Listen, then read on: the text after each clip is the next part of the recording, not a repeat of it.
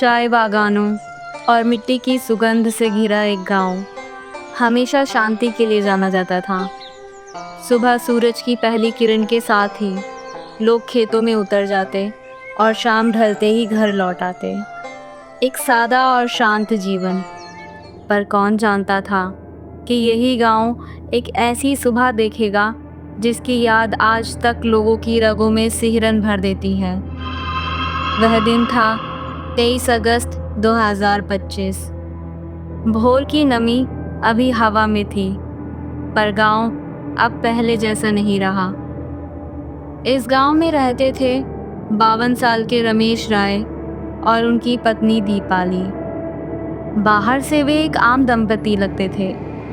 रमेश चाय बागान में मेहनत करता और दीपाली घर व खेत संभालती, लेकिन उनके घर की दीवारों के भीतर हर रात चीखों और झगड़ों की गूंज होती थी। गांव में अफवाहें फैल चुकी थी। कहा जाता था कि दीपाली का किसी और से रिश्ता है। क्या ये सच था या महज चुगलियां? किसी को नहीं पता, पर रमेश का शक उसकी रग रग में जहर की तरह फैल चुका था। रात दर रात दोनों के बीच झगड़े बढ़ते गए। पड़ोसी कई बार सुन चुके थे। बर्तन गिरने की आवाज़ें, गालियाँ और दीपाली की चीखें। बस करो रमेश, हर बात पर शक मत करो। और रमेश की गुर्राती आवाज़, मुझे सब पता है, तू मुझे मूर्ख समझती है क्या? लोग सोचते रहे सुबह तक सब ठीक हो जाएगा, पर इस बार रात मौत पर ख़त्म होनी थी। 22 अगस्त 2025 रमेश घर लौटा, पर इस बार उसके हाथों में शराब की बोतल थी। हर घूंट के साथ उसका गुस्सा और शक और भी भड़कता गया। आधी रात के बाद बहस शुरू हुई, लेकिन इस बार रमेश के हाथ में चाकू था। गुस्से और पागलपन के उस तूफान में उसने दीपाली पर पहला वार किया। उसकी चीख गले में ही अटक गई। फिर दूसरा वार और फिर तीसरा। जब तक उसका शरीर ज़मीन पर निढाल होकर नहीं गिर पड़ा, चाकू चलता रहा। लेकिन असली खौफ तो अब शुरू हुआ। रमेश ने दीपाली का शव टुकड़े टुकड़े कर डाला और उसके खून से सने हाथों ने उसकी छाती चीर कर दिल निकाल लिया।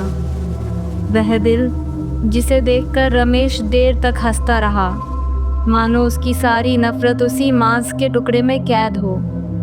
बाकी शव के टुकड़े उसने बिस्तर के नीचे छिपा दिए। सुबह होते ही गांव वालों ने एक नज़ारा देखा जो उनकी रूह को हमेशा के लिए जमा गया। रमेश नंगे पांव खेतों और गलियों से होकर निकल रहा था। उसके कपड़े खून से लथपथ थे और उसके हाथ में था उसकी पत्नी का ताज़ा खून टपकता दिल। पहले तो लोगों को समझ ही नहीं आया कि ये क्या है, लेकिन जैसे ही उन्हें एहसास हुआ, गांव में औरतों की चीखें गूंज उठी। बच्चों को घरों में खींच लिया गया। पुरुष दूर खड़े कांपते रहे।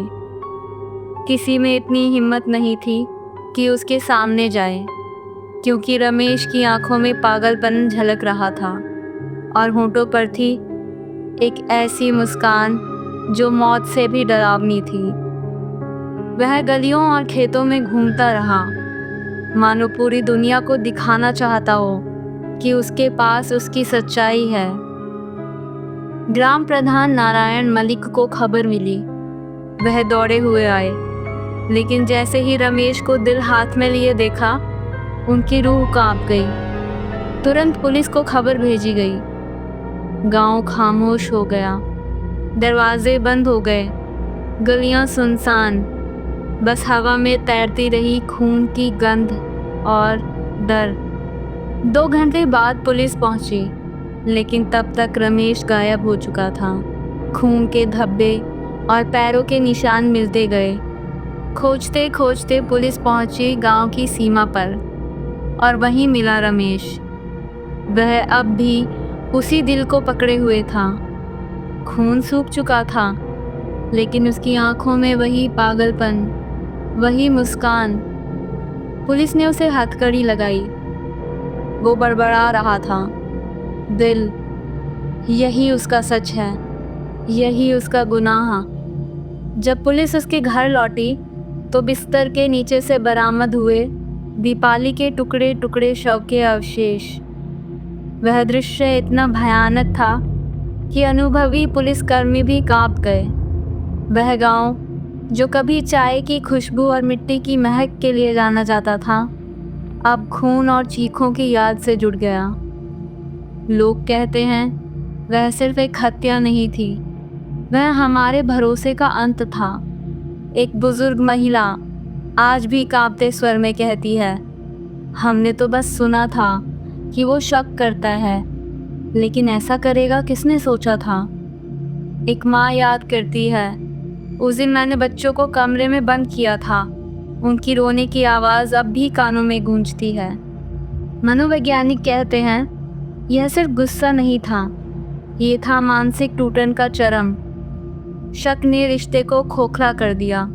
शराब और गुस्से ने रमेश को पूरी तरह से हैवान बना दिया था, और हत्या के बाद दिल लेकर घूमना उसके अपराध बोध और पागलपन का प्रतीक था।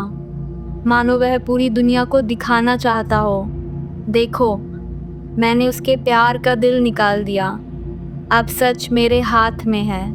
वह सुबह कभी नहीं भूली जा सकती जब गांव ने खून से सना दिल चलते चलते देखा था।